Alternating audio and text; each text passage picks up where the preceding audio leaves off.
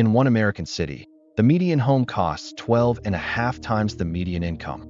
These are the most overpriced housing markets in the country. The average American home now costs 5 times the average American income.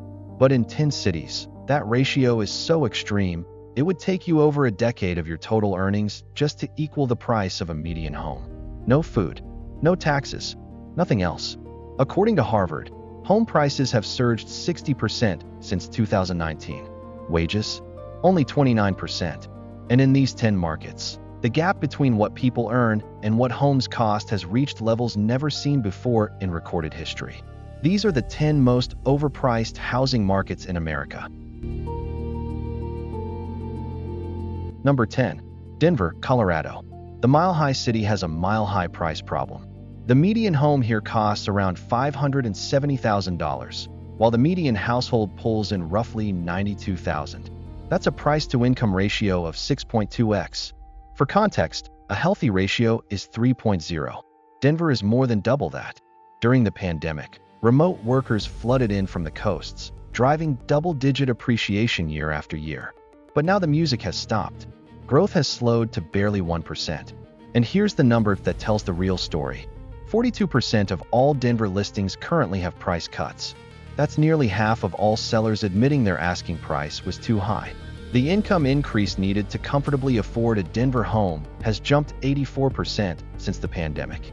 Wages haven't come close.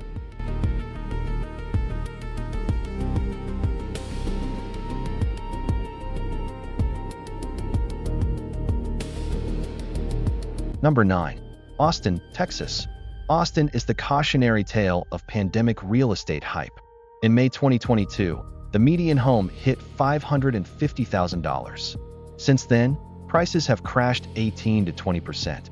And here's what makes Austin's story so compelling. Even after that massive correction, the data says it's still overpriced. The current price-to-income ratio sits at 4.14x, which sounds moderate compared to what's coming on this list. But Austin's 25-year historical average is only 3.85. So even after losing a fifth of its value, it hasn't returned to its own normal.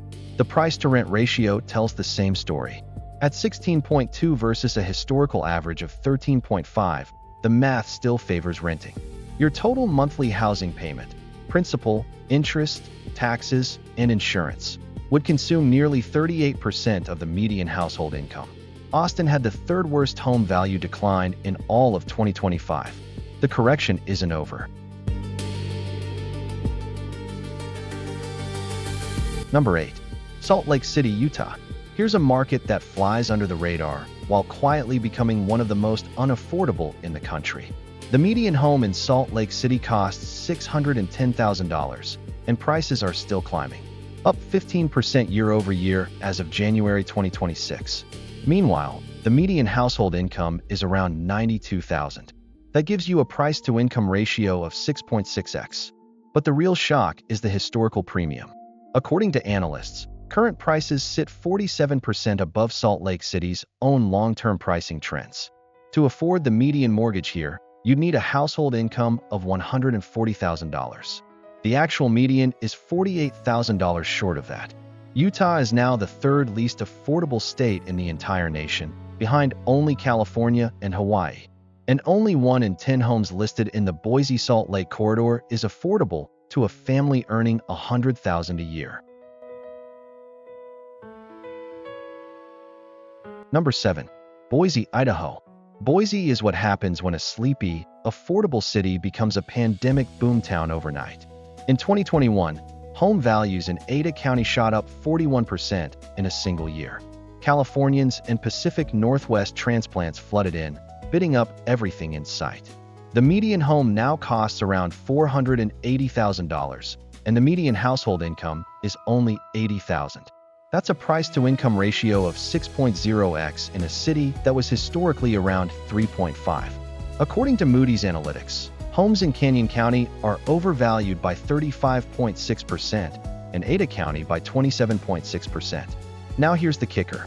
Growth has collapsed from 41% to just 0.4%. The speculation engine has stalled, but prices haven't adjusted. Even households earning $100,000 can only afford 17% of homes listed statewide.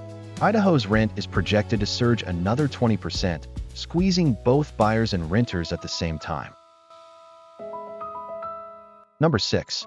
Seattle, Washington. Seattle proves that even a city full of high earners can be wildly overpriced. Amazon, Microsoft, Boeing, some of the biggest employers in the world call this metro home. The median household income is about $115,000. That's nearly 50% above the national average. And yet, the median home costs between $793,000 and $898,000. That pushes the price-to-income ratio to 7.4x, roughly double what it was in 1990. In 2024, Seattle homebuyers spent 54% of their earnings on housing costs.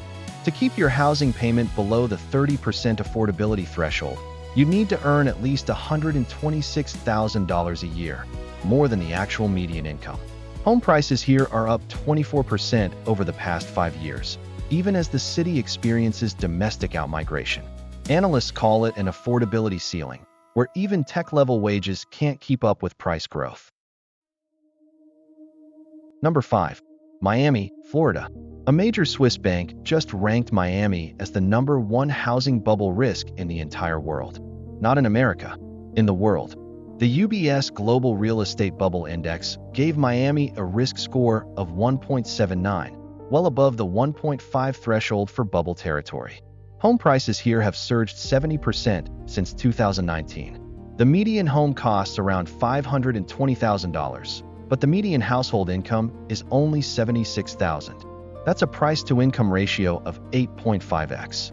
Now here's what makes Miami especially dangerous. The sticker price doesn't tell the full story. Homeowners insurance premiums have jumped 60% since 2019, adding $3,000 to $5,000 a year in carrying costs that most buyers don't account for. There are nearly 52,000 active listings flooding the market, the most oversupplied market in Florida. And over the past 15 years, Miami posted the strongest inflation-adjusted housing appreciation of any city globally studied by UBS. That's an incredible run, but the data now says the music is about to stop. Number 4. Honolulu, Hawaii. The median single-family home on Oahu costs $1.16 million. The median family income is $120,000. Do the math. That's a price-to-income ratio of 9.0x. But here's the stat that really puts it into perspective. Mortgage payments in Honolulu consume 73% of the median family income. That's not a typo. Nearly 3/4 of a family's entire income goes just to the mortgage. The affordability standard is 30%. Honolulu is nearly 2.5 times that. Hawaii now has the highest state-level price-to-income ratio in America at 8.8x. To comfortably afford a single-family home here, you need a household income north of $300,000. But the median family earns less than half of that. And because Hawaii is an island chain, construction materials have to be shipped in, land is scarce, and there's a permanent supply constraint that keeps prices elevated no matter what the economy does. Paradise has a price, and for most people, that price is unreachable. Number 3. San Francisco, California. San Francisco was once the most aspirational housing market in America. The median home in the city costs roughly $1.6 million. Across the broader Bay Area, that drops to about $1.25 million. In San Mateo County, the median is $2.2 million. The median household income is around $130,000, which is high by any standard. But it gives you a price-to-income ratio of 10.1x. The price-to-rent ratio is approximately 36, which means it makes dramatically more financial sense to rent than to buy. Typical homebuyers here spend up to 78% of their income on housing costs. That's not sustainable by any definition, and the market is starting to acknowledge it. Prices have fallen 2.4% year over year. Remote work has reduced the pressure to live here for tech jobs.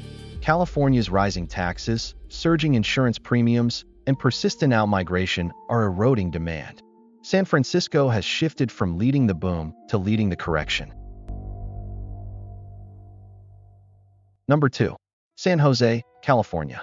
Silicon Valley's housing market defies rational explanation. The median single-family home costs between $1.3 and $1.45 million. A condo, supposedly the affordable option, runs $1.1 million. The median household income is $135,000, which is nearly twice the national average. And it's still hopelessly insufficient. The price-to-income ratio lands between 10.5 and 11x.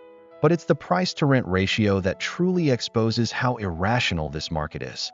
At 37.6 to 45, San Jose has the highest price-to-rent ratio of any major metro in America. The math overwhelmingly says rent, don't buy. Here's the number that stops people in their tracks. To afford the median single-family home in San Jose, you'd need to earn $432,000 a year. That's $208 per hour. Even after prices dropped 10.7% year over year, the market remains stratospherically above what incomes can support.